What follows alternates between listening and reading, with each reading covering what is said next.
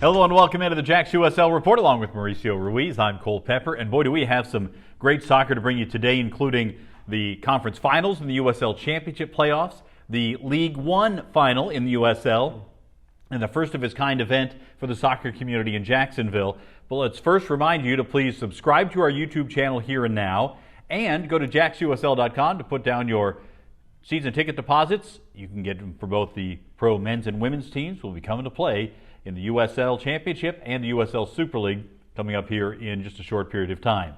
But Mauricio, all I can say is, wow, what a run of playoff soccer we have had in the USL. Yeah, absolutely. And I think the two twists that we saw happened on the same side on the West Coast. Phoenix Rising continued to rise, no pun intended, or maybe pun intended. But Sacramento, the most consistent team, especially at home all season long, for them to get knocked down in front of a record crowd against a team that just on the come up in the way they kind of went about too, very unlike Sacramento, but that's why we play the game. All right, let's get right to it. Let's start with the Eastern Conference Finals. We saw Charleston Battery taking on Louisville City.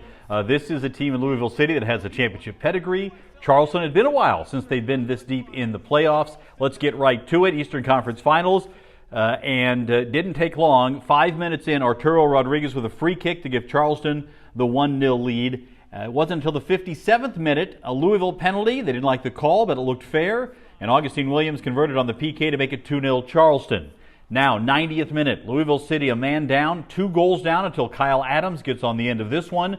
Off the corner kick, off the post, and to Adams' head.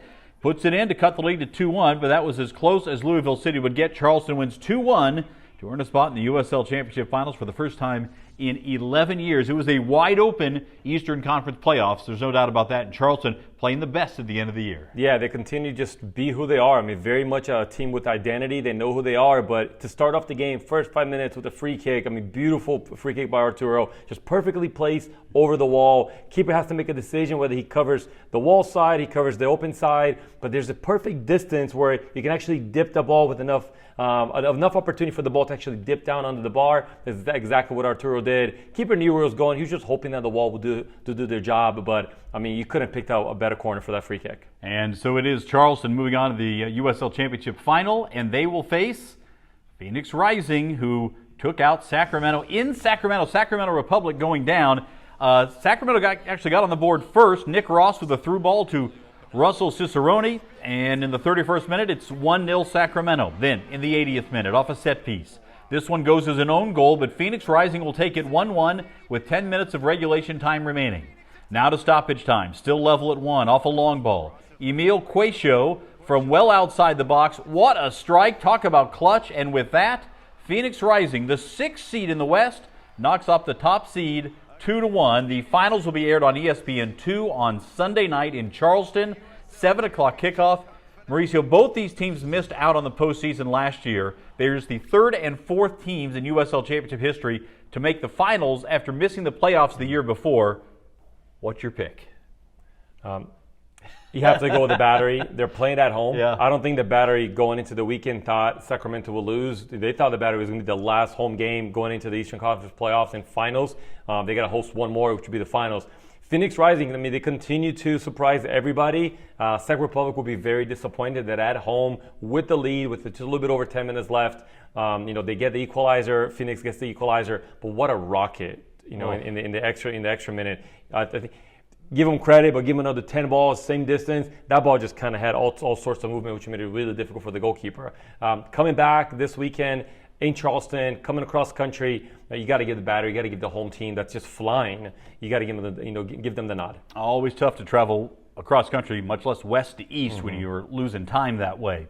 USL League One Championship, the division right below USL Championship, and it was an all-North Carolina affair in the league finals. Nearly 4,500 at Wake Med Soccer Park for this one. No goals in regulation.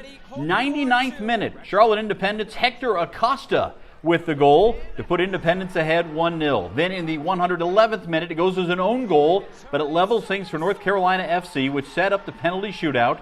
North Carolina FC up 4-2.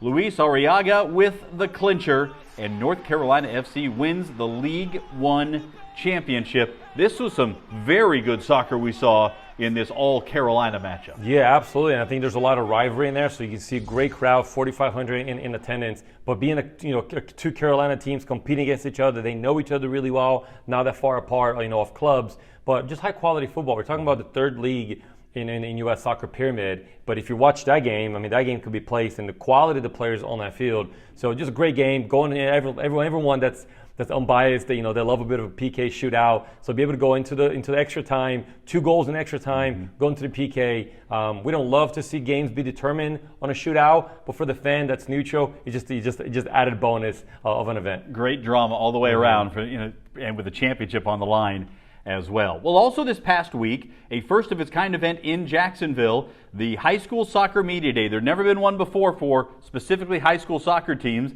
and over 40 teams were represented at the Winston Family YMCA in Riverside, and Mauricio, you and I were both there. That was a great event. What kind of feedback did you get from coaches in the area? Well, the coaches were just happy that someone's doing something to promote their programs, help their kids, but from the kids itself, it's just pure joy. If you think about it, Cole, many of them probably won't go play college. They won't go play the next level. High schools don't have the resources to commit to a media day just for soccer. So to be able to give them the moment, a day of just, it's about you, excitement. Season starts this week. So I think there's just a lot of excitement that they were able to have a special day to celebrate and talk about their program and just have a lot of fun, taking pictures, meeting their friends, which was great. And one of the things that struck me was that it almost served as a convention for a lot of these players who might have played with or against some of the other players who were there in the gym during club soccer or through the years. And a lot of them said, hey, it was great to go back and see and talk with some of the players who they maybe didn't know as well, just had competed against, but this was a great chance to kind of get to know each other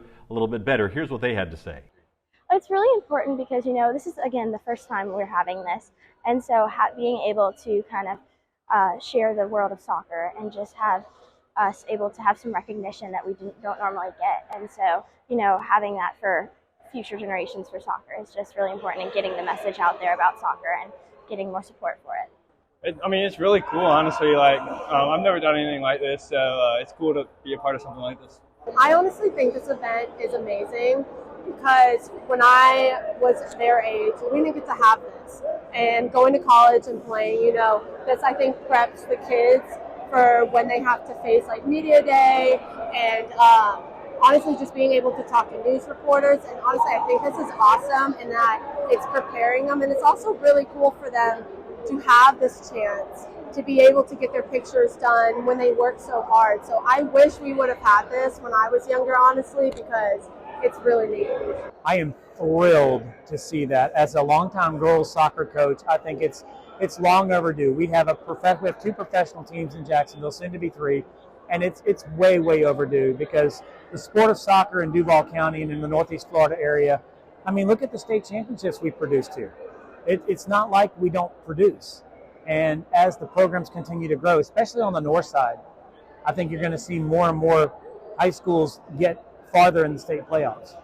All right, also this week, we learned of 2 new brands. In fact, the first 2 brands that were rolled out for the USL Super League, the Women's League, that will be starting play next year. And we saw both the Tampa Bay Sun and the Spokane Zephyr that was rolled out with their brand, their crest, and the team name. Mauricio, this is exciting for a Jacksonville team that will have a team that will be coming in 2026 to see some of the teams that will be on the schedule every year, and especially see the rivals in Tampa Bay. That's going to be a great rivalry. Yeah, absolutely. I think the Super League is giving us great excitement because almost every single team is being birthed out of nothing, right? Brand new teams. Look at Spokane, Tampa Bay Suns, even ourselves here in Jacksonville. Some of the other teams already run a men's team in the League One or in the championship, so they're just adding another layer, which is the women's team, which will still have its own kind of natural birth. But to be able to kind of see teams from its infusion come up, team name, look at their identity, look at their crest. We get excited here in Jacksonville because we're on that same process, and we're excited to actually show that to our fans whenever the right time comes. And that won't be too much longer in the future. We should see a team name and crest coming out for the Jacksonville operation as well. All right, thank you so much for joining us here on the JAXUSL Report. Be sure to sign up for our newsletter. Go to JAXUSL.com and put down your season ticket deposits as well. For Mauricio Ruiz, I'm Cole Pepper. Thanks for watching. We'll talk to you next week.